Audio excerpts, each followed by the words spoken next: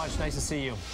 Emily Post, the ultimate authority on etiquette, what to do, what not to do, when to do it. Yes. She did this, what, in the late 1800s, early 1900s, something like that? We'll get that worked out in a moment. But the Post family has been in the etiquette business essentially ever since Emily put all this stuff down in one of the first how-to-act manuals ever. It's a family business. You know, you can't touch it, but people want to be touched by it. We are actually really thrilled to meet Lizzie Post, the great-great-great-granddaughter. Two greats. Great-great-granddaughter of Emily Post, and you also are in the etiquette business. Yes. Welcome to Good Day New York. Thank you so much for having me. How do you train to be in the etiquette business? You just reared. It's in your bones. Well, you could come and take our business etiquette training course, but what we really do is that it is a part of our family business, and we each started out in the business simply by answering the questions that come in, and the more you learn, the more you know, the more you get comfortable with it, and it's kind of just how it happens. You absorb it. I really like what you do, although I do think that the Post family is losing the war when it comes to good manners. That, no. Well, I know it just seems like the rules that we have are just kind of falling away, and I don't think it's necessarily a good thing, but they're just falling away rapidly. There's no longer a blueprint on how to do anything. You know what I mean? We find that there is, and it's in your hand. So this is a suggestion. This is the blueprint. No, but as we're finding with new technology, all these ways to interact with one another, we're finding ways that we can solve our etiquette dilemmas, and we're finding ways that, you know, we have all these great ways of communicating with each other. Etiquette's all about the interactions that we're having. We're connecting in more ways than we've ever connected before. So etiquette, though you might think it's not prevalent, is actually everywhere in the moment. Well, I guess what I'm getting at is, and I really do like this stuff, but I want more of it. Good. When I went on my first date to the movie theater, I looked up an Emily Post book, you know what I mean? Yeah, and it had about, you did not. and it had all, yes, I know, did. right? And it had all these do's and don'ts about what to do with the usher. And, you know what I mean? How about this? Did they say anything about this? Right. And like now you go into old trick. Right? You know, you show up at the movie or the theater now, there really are no guidelines. It's kind of come as you are. You know what I mean? It definitely has become more casual, and I think a lot of people miss sort of the formality that used to come with it. The guidelines. And, you know, nowadays it is something where it's been brought down a level, and it's up to society to really say we want it to go back to that formality. I mean, the opera is still the opera, and you still dress well for it, and you still have a very respectful crowd when you're there. I want to emphasize that the Post family, you have kept up with the times. You have updated these versions, and yes, they are. We have. Yes. We have. All right, so let's go through some dilemmas. Okay. The first one is a dilemma that Greg has, and actually people on Twitter, Dreamy Dave has the same thing. Revolving doors. Oh, what do you do? Does the man go first to kind of push the revolving door, or do you allow the woman to go first and then you push it from behind? So we don't want to push her from behind. So we say that it's nice for the gentleman to go first so that he can get the door started. It does create the illusion, though, that the guy is kind of cutting her off. That's what I do, and I feel like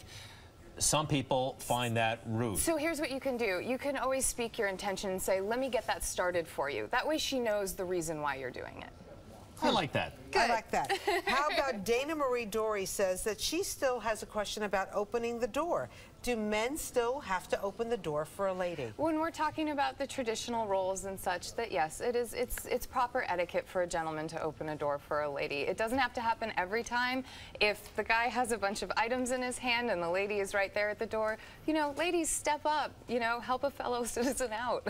I heard this, that walking down the street, say in New York, the man is supposed to stand on the right side, on the street side, in case a car goes by. Which I think is a relic. That's from when there was like raw sewage in the street, right? Nowadays we don't worry about that as much, and it could be that some people go to safety, and I've heard them say it the other way, that the man should stand on the building side so that if there's someone waiting behind the corner, you know, he's right there to protect her.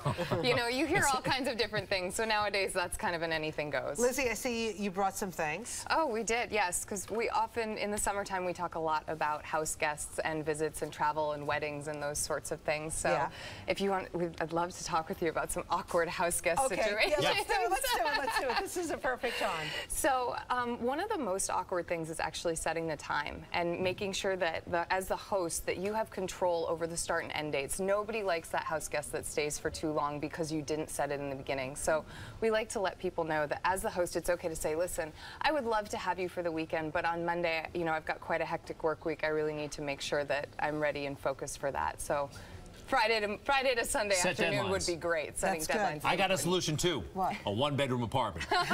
Not enough room for guests. No, that is. that. It's a What perfect else? excuse. What about gifts, bringing gifts and stuff? Can you So, bring food? Is that rude? No, you can bring food. A lot of people, you know, we brought the bag today because a lot of people have dietary restrictions. You know, they're on the paleo diet, they're gluten-free, they're no sugar, they're all locavore. And so it's really important when you do have a restriction that you speak up about it and say, you know, I do have this restriction, I'd love to bring food, you know, so that you don't have to worry about it. And that allows the host to say, oh no, I've got you covered, or that would be wonderful, I've never cooked for that type of diet before. I also think this is a big barbecue time. Yes. Is it okay to serve on paper plates? It is okay to serve on paper plates. It's up to you. It's really your party style. If you are someone who does not want to go that route, then don't worry about it. Serve on whatever, you know, dishware that you feel comfortable serving with. But paper is definitely fine. Plastic is fine. You know, just try to make it something sturdy that can really hold the food and won't break or be flimsy. Do you want to ask Lizzie about texting? Greg is like on this kick with the phone. At one point, he gave up his iPhone. He's like, I'm tired of being ruled by it. But everybody has it. Whether you're at a dinner, people have it on the table. What happens, say you're at a business lunch and your phone starts going off? Is it rude to take the call or look at your text? Well, obviously during a business lunch if your boss is there. But how about in life in general? In life in general. life in general, this phone, Right. these phones, these text messages, they're absolutely killing interpersonal relationships. We are. We're programmed with them for so much more than just interacting, you know, taking a phone call or something. We're checking notes. We are, you know, I actually partnered with Bank of America this summer, and I love using my Bank of America mobile app to do my banking on the go. But I have to be careful to remember that when I'm in the presence of another person, they come first. And it's really important to make sure that if you do have some kind of an emergency, you let the people know. Say, okay, you know, my mom's sick in the hospital. I may have this phone call I have to take. But here's the thing. It's a nice sentiment, Lizzie, but no one's doing that. Hold on. But what you need to do is to not then put the phone on the table and wait there for it to ring like it's a ticking time bomb. You want to put it on vibrate and keep it in your pocket.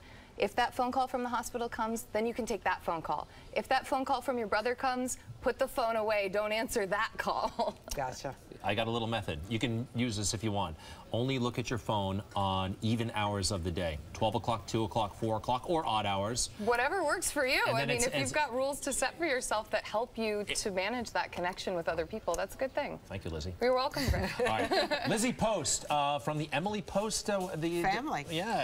This book is Manners for a New World. Yes. Wow. Good stuff. It's a big tome, too. Meaty. It is. It is. It's also available in the e-version. Nice to meet you. It was Thanks nice again. to be with you, too. Thank you. Thank you.